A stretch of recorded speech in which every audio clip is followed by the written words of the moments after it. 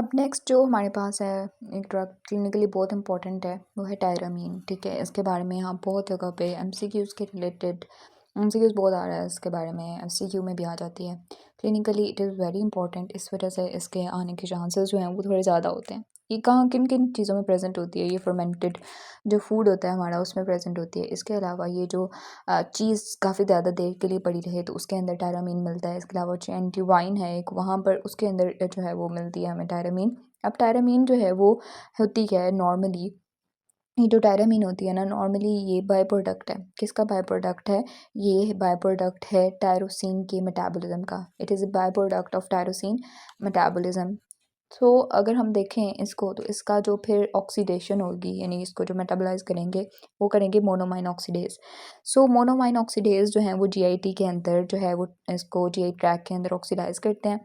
अगर पेशेंट जो है वो मोनोअमाइन ऑक्सीडेज इनहिबिटर लेना शुरू कर दे, यानी वो मोनोमाइन ऑक्सीडेज तो इसको मेटाबोलाइज कर रहा है, but if patient starts to take monoamine oxidase inhibitor तो क्या होगा? इसका मेटाबॉलिज्म नहीं होगा। जब इसका मेटाबॉलिज्म नहीं होगा, मोनोमाइन ऑक्सीडेज इनहिबिटर उसने ले लिए हैं, मोनोमाइन ऑक्सीडेज काम नहीं कर रहा, टायरोसिन मेटाबोलाइज नहीं हो रही, तो टायरामीन का लेवल अल्टीमेटली ज़्यादा हो जाएगा। जब टायरामीन का लेवल ज़्यादा होगा तो अल्फा 1 इफेक्ट भी आएंगे, क्योंकि ये क्या करती है और एपिनेफ्रिन के लेवल को ज़्यादा करेगी ना इनडायरेक्टली, तो अल्फा 1 के ऊपर काम करेगी। ठीक है, वेजो कंस्ट्रक्शन करेगी, बीपी ज़्यादा होगा, वेजोप्रेसिव इफेक्ट आएंगे।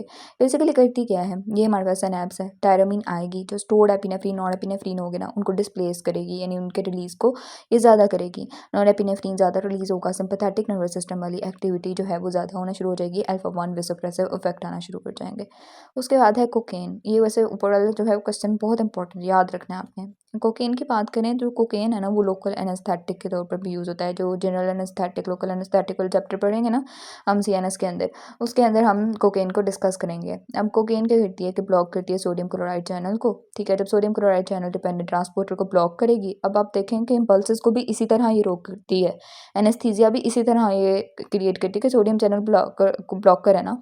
अच्छा, तो ये सोडियम चैनल ब्लॉकर है तो ये नॉरएपिनेफ्रिन ट्रांसपोर्टर जो है वो सोडियम चैनल के सोडियम क्लोराइड पंप के ऊपर डिपेंड कर रहा होता है। जब सोडियम क्लोराइड पंप जो है ब्लॉक हो जाएगा तो एपिनेफ्रिन का अपटेक नहीं होगा, नॉरएपिनेफ्रिन का अपटेक नहीं होगा, तो नॉरएपिनेफ्रिन अपटेक नहीं होगा तो नॉरएपिनेफ्रिन सिनैप्स के अंदर उसका लेवल क्या हो जाएगा? ज़्यादा। जब ज़्यादा होगा तो इसका वजह से क्या होगा कि इनहैंस सिंपैथेटिक एक्टिविटी होना शुरू हो जाएगी। ये चीज़ याद रखनी है कि सोडियम क्लोराइड पंप को ब्लॉक करती है एनेस्थीसिया के अंदर भी और इधर इफेक्ट में भी। ठीक है, नेक्स्ट हमारे पास जो ड्रग है और लास्ट टॉपिक है इस चैप्टर का, उसके बाद ये कवर हो जाएगा इंशाल्लाह। अगर आपको कोई क्वेश्चन हो तो पूछ सकते हैं आप। हमारे पास है mixed action adrenergic agonist. Mixed action adrenergic agonist name से इंडिकेट कर रहा है कि इसका मिक्स्ड एक्शन होता है, मतलब ये कि इनडायरेक्टली भी काम करेगा, डायरेक्टली भी काम करेगा। इनडायरेक्टली ये कैसे काम करेगा कि इनडायरेक्टली वही जो हमने 3 मैकेनिज्म पढ़े थे कि इन्हेंस करेगा रिलीज ऑफ एपिनेफ्रीन। ठीक है, स्टोर्ड जो कैटेकोलामीन्स होते हैं, नॉर एपिनेफ्रीन, एपिनेफ्रीन वगैरह। और इसके अलावा ये क्या करेगा कि डायरेक्टली जो है वो स्टिमुलेट करेगा, डायरेक्टली स्टिमुलेट करेगा किसको? अल्फा एंड बीटा रिसेप्टर्स को।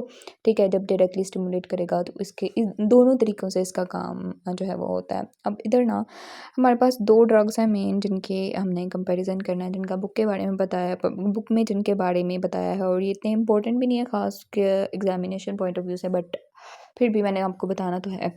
तो वो 2 जो हैं वो है एफिड्राइन एंड सूडो एफिड्राइन। ठीक है, एफिड्राइन नेम से इंडिकेट करें मतलब ट्रू है, सूडो एफिड्राइन सूडो फॉल्स। एफिड्राइन जो है वो अनचेंज्ड एलिमिनेट हो जाता है, और जो सूडो एफिड्राइन होता है ना उसका थोड़ा सा जो है वो हेपेटिक जो इनकम्प्लीट हेपेटिक मेटाबॉलिज्म इसका होता है। ठीक है, जो एफिड्राइन होता है ना उसका कोई खास मेटाबॉलिज्म नहीं होता, वो अनचेंज्ड एलिमिनेट हो जाता है। उसके बाद एफिड्राइन जो है वो systolic and diastolic blood pressure को इंक्रीज़ करेगा। किस तरह इंक्रीज़ करेगा? वैसे ही कि एपिनेफ्रीन और एपिनेफ्रीन के रिलीज़ ज़्यादा हो रहा है। और ये जो होता है ना सूडोएफिड्राइन, नेज़ल एंड साइनस जो वेसल्स होती हैं इनको वेज़ोकंस्ट्रिक्शन करेगा, उनकी कंजेशन करेगा। ठीक है, तो ये ब्रोंकोडायलेशन करेगा एफिड्राइन। ये सारे इफेक्ट वही हैं जो एपिनेफ्रीन और एपिनेफ्रीन करते हैं। तो ब्रोंकोडायलेटरी इफेक्ट इसका ज़रा लेस पोटेंट होता है। उसके बाद ये क्या करता है कि ब्रोंकोडायलेशन हो गई, सिंपैथेटिक नर्वस सिस्टम वाला काम हो गया। इसके अलावा ये माइल्ड स्टिमुलेशन करेगा सीएनएस की, सिस्टोलिक डायस्टोलिक ब्लड प्रेशर ज़्यादा करेगा, ये हमने पहले देख लिया। इसके अलावा ये क्या करेगा कि अलर्टनेस ज़्यादा करेगा, क्योंकि सिंपैथेटिक नर्वस सिस्टम की एक्टिविटी ज़्यादा हो रही है, स्टिमुलेट हो रहा है ना सीएनएस। उसके बाद एथलेटिक परफॉर्मेंस जो है वो ज़्यादा हो जाएगी। और क्या होगा कि ये यही चीज़ें होंगी मेन जो याद रखनी है आपने।